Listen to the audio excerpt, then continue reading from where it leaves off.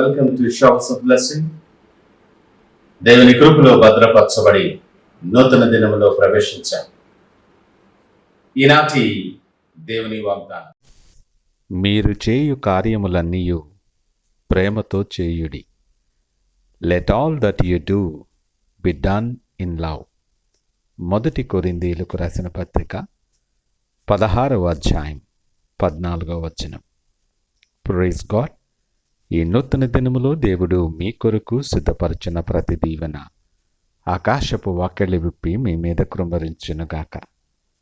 మరి యొక్క నూతన దినాన్ని ఆరంభిస్తున్న నేపథ్యంలో ప్రేమ కలిగిన వాగ్దానము ద్వారా దేవుడు మనల్ని దర్శిస్తూ ఉన్నాడు.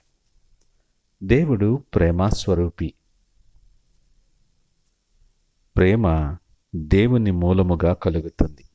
లేఖనం అంటుంది కదా, ప్రేమ లేనివాడు దేవుని ఎరగడు. ఆ ప్రేమ మనలను కాపాడుతుంది. మన కొరకు ప్రాణము పెట్టినటువంటిది ఆ ప్రేమ. ప్రతి పరిస్థితిలో, ప్రతి వ్యతిరేకతలో, మన తిరుగుబాటును మనమెంతో ఆయాసపరిచినప్పటికీ ఇంకనూ ప్రేమిస్తుంది ఆ ప్రేమ. పరిస్థితుల ప్రభావము చేత నీవు నిర్లక్ష్యము చేసినప్పటికీ, నీవు తిరుగుబాటు చేసినప్పటికీ, కించపరిచి అవమానపరిచినప్పటికీ నిన్ను ప్రేమించేది ఆ శాశ్వతమైన ప్రేమ. నీ ఇరుకులో, ఇబ్బందిలో, నీ అనారోగ్యములో, నీ వ్యాధిలో, బాధలో, సంతోషములో, మెట్టుకు ప్రతి పరిస్థితిలోనూ నిన్ను ప్రేమించేటటువంటిది ఆ ప్రేమ. ప్రతిదినం ఆయన ప్రేమను అనుభవిస్తున్న మనం ఆ ప్రేమను ప్రకటించగలుగుచూ ఉన్నామా?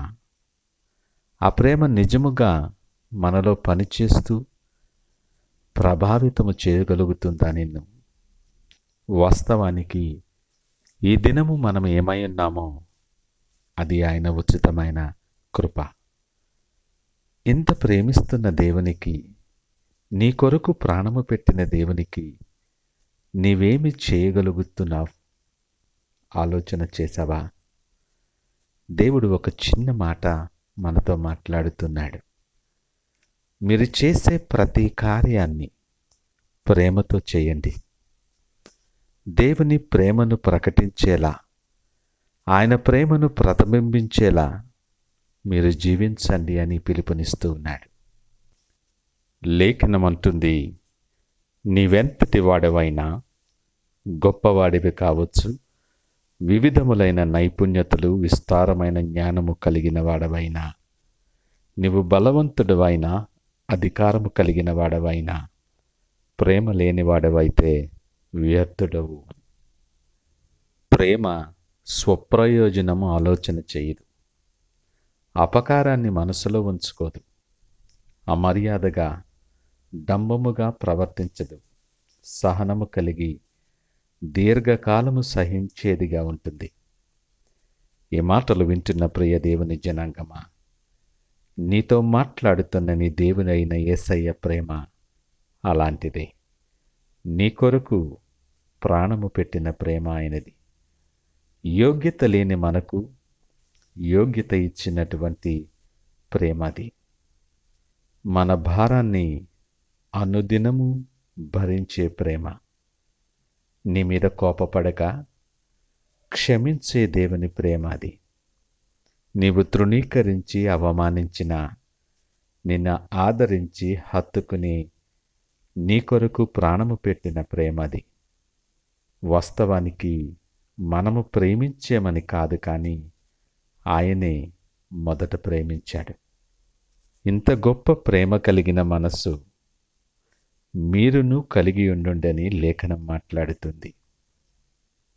ఆయన మాదిరిగా ఉంచిన జీవితాన్ని జ్ఞాపకము చేసుకుందాం.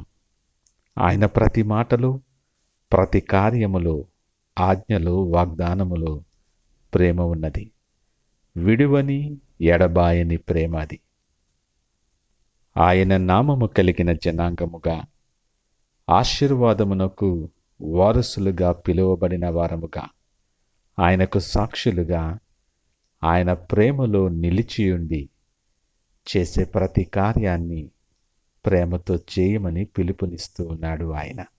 నీవెవరివైనా, నువ్వు ఏ పరిస్థితుల్లో ఉన్నా, నీ జీవితాన్ని తరచి చూసుకుంటే నీ జీవితంలో ప్రతి అడుగు ఆయన ప్రేమ ప్రస్ఫుటముగా కనిపిస్తుంది.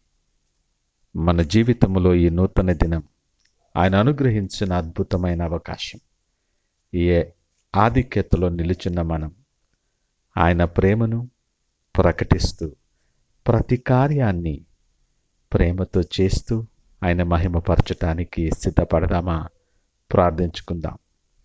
సకలాశీర్వాదములకు ఆది సంభూతుడా యేసయ్య, మీకు వందనాలు. ప్రేమ కలిగిన దేవా, మీకు వందనాలు.